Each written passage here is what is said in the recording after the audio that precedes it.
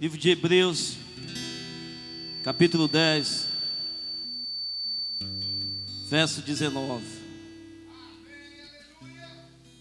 Continua no mesmo espírito. Se alguém estiver dormindo perto do seu lado aí, querido, fale assim: por favor, querido, aqui você está no fogo de Deus. Não dorme não, porque senão tu vai ser queimado, vai ser arrebatado. Se der um sono aí, você fica de pé. Quantos tem fome aqui e sede de Deus?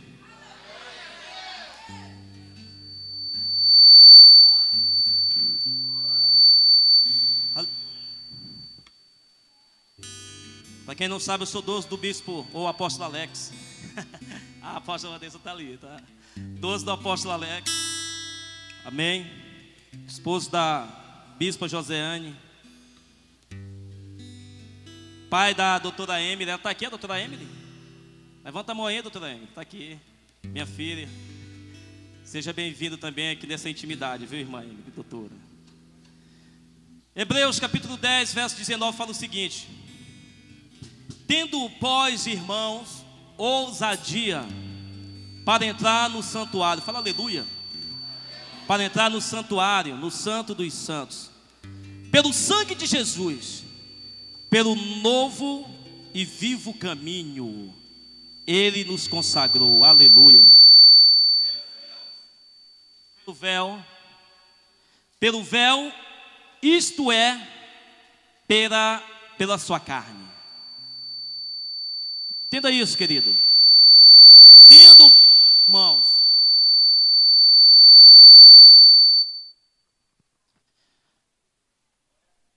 eu quero falar que você agora tem toda a legalidade para entrar na presença dos santos dos santos.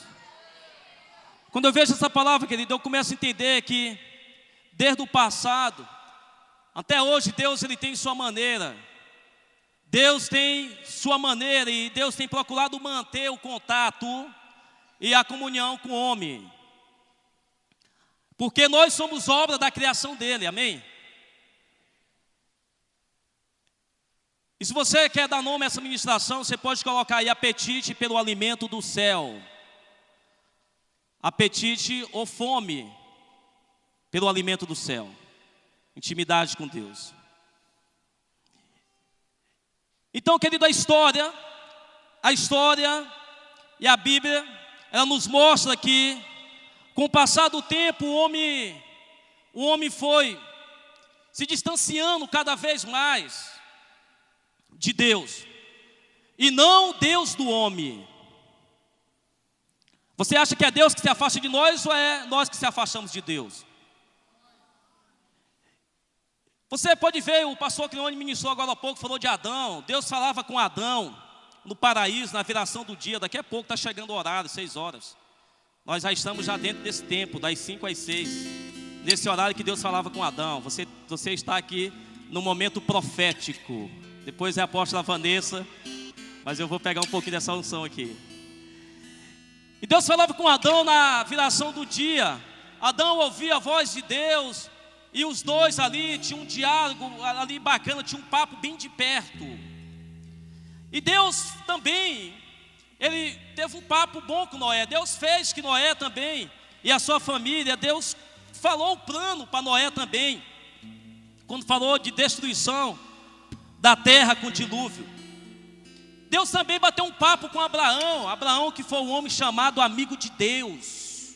Deus falava de uma profunda, Deus lhe falava de tão profunda maneira entre eles dois, que havia ali uma intimidade de Abraão com Deus, querido, que o Deus ele chegou a pedir, como você conhece e você sabe da história, diante dessa intimidade de Abraão com Deus, Deus chegou a pedir ali o seu filho Isaque que fosse sacrificado.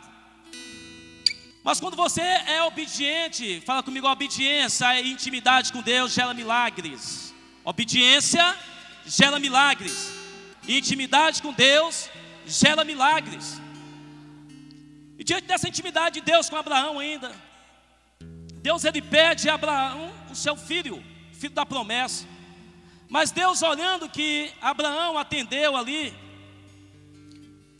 Deus olhou para Abraão e disse assim: não é necessário, porque eu começo a ver em você, Abraão, um cumprimento muito grande da sua fidelidade e da sua intimidade comigo. E de repente esse filho que não foi dado, que não foi sacrificado, Deus também consegue manter o papo com Isaac. Deus conversa com Isaac. Isaac cresceu ouvindo falar dos feitos de Deus na vida de seus pais e também experimentou ali um grau de relacionamento próximo de Deus. Jacó também. Jacó viu os anjos. Jacó viu os anjos subir e anjos descer. Daqui a pouco, se você tiver o dom de visão, eu quero falar que Deus vai despertar esse dom hoje. Você vai começar a ver anjos subir e descer nesse lugar. Jacó também, ele teve essa intimidade. Jacó, ele via anjos subindo e descendo de uma escada. E Jacó também era orientado por Deus. Mas a comunhão, o diálogo com Deus, querido, já não era a mesma de antigamente. Mas Deus, ele continuava a falar com seus servos.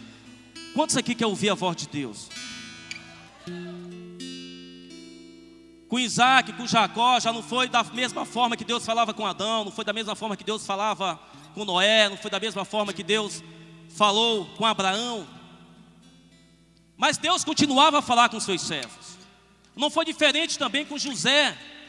José possuía tamanha comunhão com Deus, igreja. Tamanha comunhão com Deus, que mesmo em meio às adversidades, aquele homem enfrentando as prisões do Egito, sendo vendido pelos seus irmãos como escravo, preso nas cadeias do Egito, mas Deus se manifestava a ele e Deus preservava aquele homem de todo perigo. Deus falava com José em sonhos. Deus sonhava com José. Moisés também foi um homem que teve intimidade com Deus. Moisés foi levantado para libertar o povo hebreu do Egito, como você já sabe da história. E antes de ele cumprir a sua grande missão, Deus falava com Moisés, e Moisés falava com Deus face a face. Quantos querem ter intimidade com Deus aqui? Eu quero falar, querido, é sempre de alguma maneira Deus, ele queria falar com o seu povo. E eu quero profetizar que nessa noite Deus vai usar uma maneira para falar contigo durante esse encontro aqui, intimidade com ele.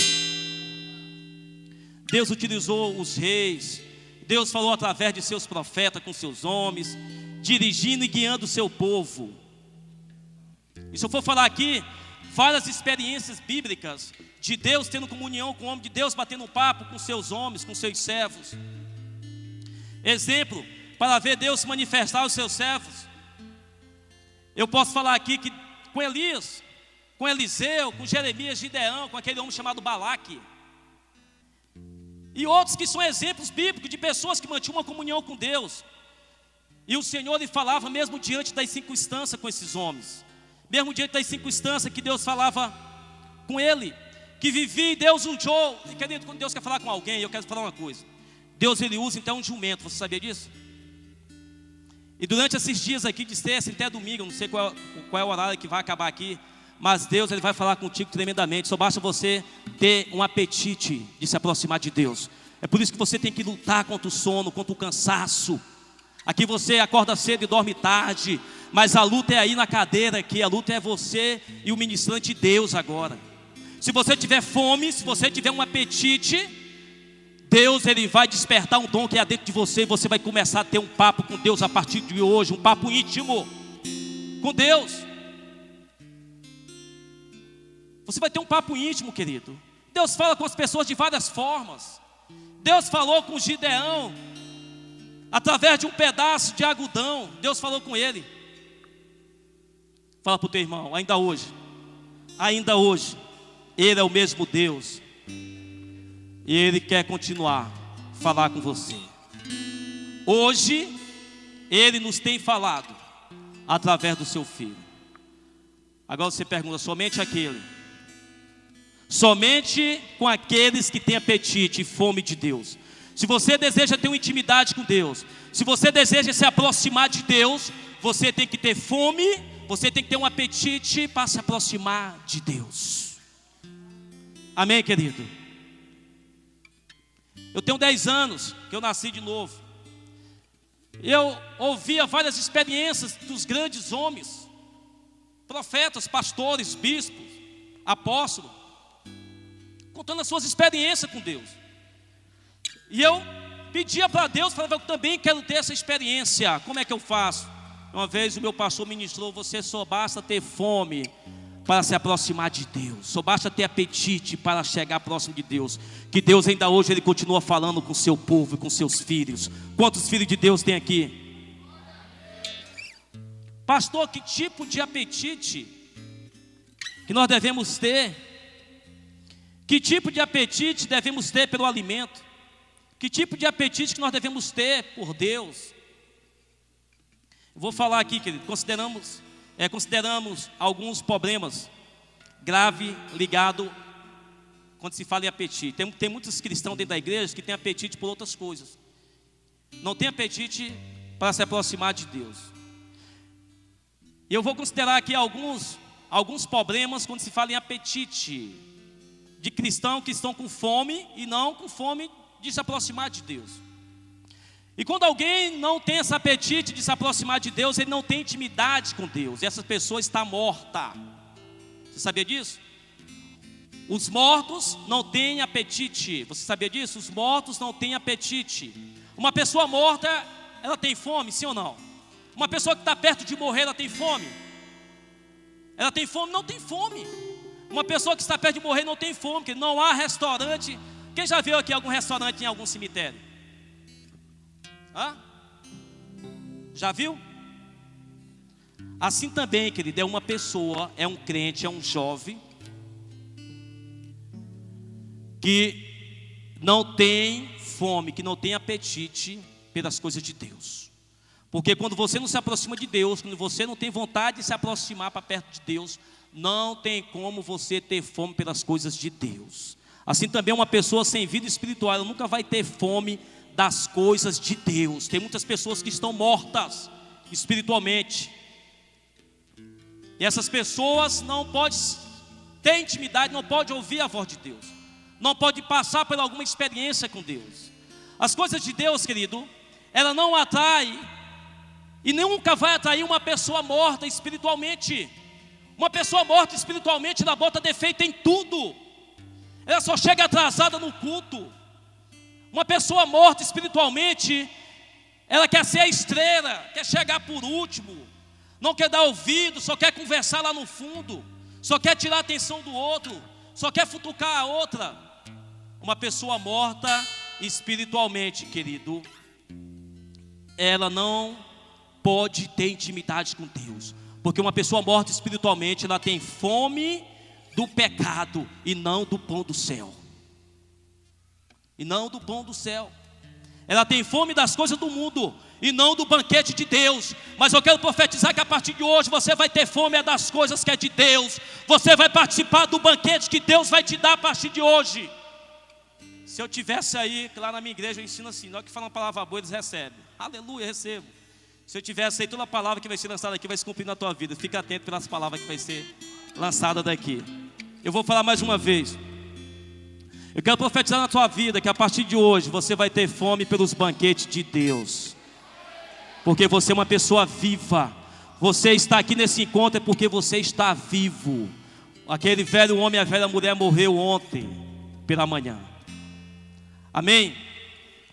Então, querido, uma pessoa morta espiritualmente, ela tem fome das coisas do mundo e não do banquete de Deus. Se você não tem fome de Deus, é porque possivelmente você ainda está morto espiritualmente. Se você não tem mais vontade de orar, de ler a Bíblia, de jejuar, de buscar Deus, de fazer a obra de Deus, você está morto espiritualmente. Não pode ter intimidade com Deus. A fome, fala comigo, a fome é o primeiro sinal de que uma pessoa está viva. Porque morto não tem fome, não é verdade? Se você está com fome hoje, isso é um sinal que você está vivo. Se você está vivo, você pode aplaudir o Senhor. Assim como uma criança, ao nascer, deseja de leite materno, você, uma pessoa quando nasce de novo, ela deseja ardentemente, ela deseja uma vontade de se aproximar de Deus, de beber o leite espiritual. Se você tem fome e sede, querido, é porque você recebeu Cristo na sua vida. Quantos aqui já recebeu Cristo? Se você tem fome e sede, é porque você recebeu Cristo. Mas se você está cheio com as suas próprias vontades, querido, não tem como você nascer de novo. Se você está cheio com suas próprias justiças, se você está satisfeito com a sua própria vida, então não há sinal de vida espiritual em você. Você tem que estar cheio de Deus. Você tem que ter fome pelos banquetes de Deus. Você não pode estar cheio das suas próprias vontades, da sua justiça, porque se você está cheio das suas próprias vontades, não tem como você ter fome de Deus. Não tem como você ter um apetite pelas coisas de Deus.